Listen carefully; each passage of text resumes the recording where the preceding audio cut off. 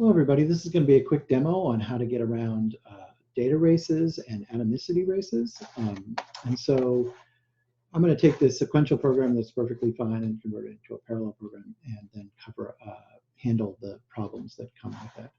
So in this case, I'm going to keep track of all the passports, let's say, from bears to strings, and that's going to be kept in a hash map. I have two bears, Winnie and Paddington. And I want you to imagine where you can call update passport, pass it this map, a bear, and some location that they're going to go to. And it'll look up that bear, find out all the previous locations. If the bear has been someplace, it's going to take the previous locations, tack on a semicolon and the location. Otherwise, if it's never been anywhere before, never seen this bear before, it's just going to put this location as the complete thing and put that back in the map.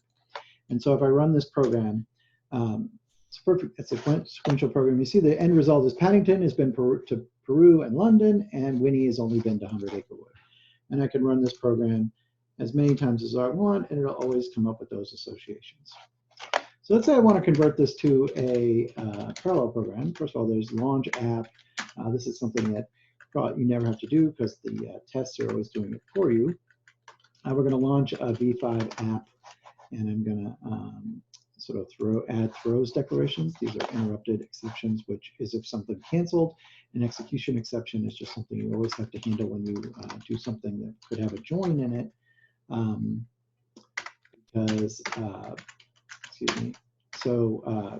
Because like that, except that the task that it called could have failed, and that's just how that works. So I want you to imagine we're going to launch this program, we're going to make this map, and then I'm going to finish up a bunch of async tasks. So let's just do async. Let's just make two asyncs. One which will do the first update, the second will do the second update, and then we'll do the continuation of the third update. And if I run this program, you notice like right away, it's in a different order. That's not the worst thing in the world. Rather critically, Paddington has lost his trip to London. We now have a data race in here where we have this unsafe data structure. First of all, now we've completely lost Winnie somehow. It's sort of like fundamentally broken. Now it's right. And so every time I run this, I get, like I'm not guaranteed to get the right answer. And remarkably, even with this incredibly simple program, I am getting a lot of different answers every time I run it. And I bet if I ran it enough, it would actually crash, like you put the hash map in a bad state. So the first thing we can do is keep the sort of terrible, terrible scenario from happening, which would be crashing.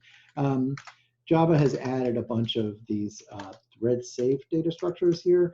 So first of all, now I've made concurrent hash map. You can see it's right. I haven't lost anybody. And now what this has done is this has made all the calls in the map the thread safe. So get is thread safe and put is thread safe. You will never be able to interleave and screw it up. Now I still get the wrong answer sometimes. If you notice that time, like it was just London, let me run it enough so I can get, now it's, well, Peru, London. Now it's just London. So even though this is a thread safe data structure and it is made get thread safe, it also is made put thread safe, but you can still get what's called an atomicity race. And that is no two calls will ever screw up in the middle of get or put or anything under concurrent hash maps control. But the idea that I can get the previous locations and call put, you can imagine two different tasks. Like, for example, this task has gotten the empty. So did this task, right? Got the empty list. Both of them looked at it and said, oh, I'm the first time. I will set it to this guy. And London was the last one to write, if you will. So we can still get what's called an atomicity race. So concurrent hash map will keep us from crashing. It'll keep us from a certain number of problems, but it can't protect us from this kind of problem.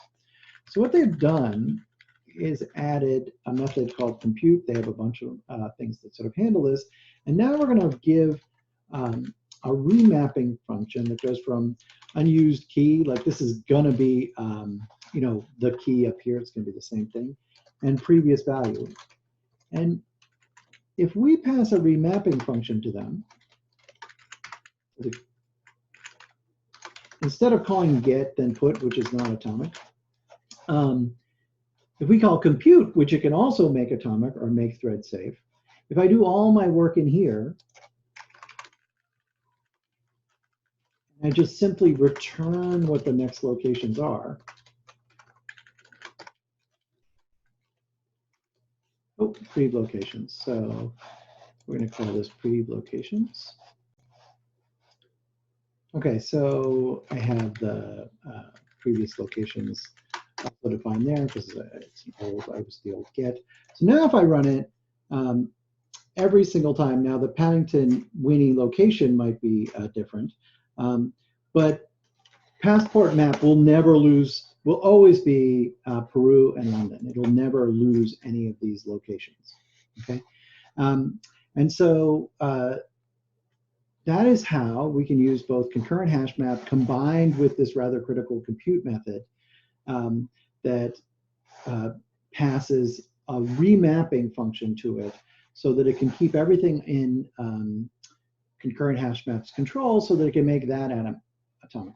Now it should be noted, never do anything like get or put inside one of these remapping functions. You simply want to make this have no side effect at all. Just look at the incoming value. Oftentimes you'll ignore the key. It's just this value again. And we don't normally need it, but you might. Either way, just look at this value, figure out what you're going to do, and return the new value. And if you just do that, everything will work out well. Okay, I wanted to make one last point in that there's still some determinacy situations. So concurrent hash map will keep everything safe now. So like compute will make sure that every single compute's changes that you want will not get lost. It doesn't guarantee the order in which they'll get added into.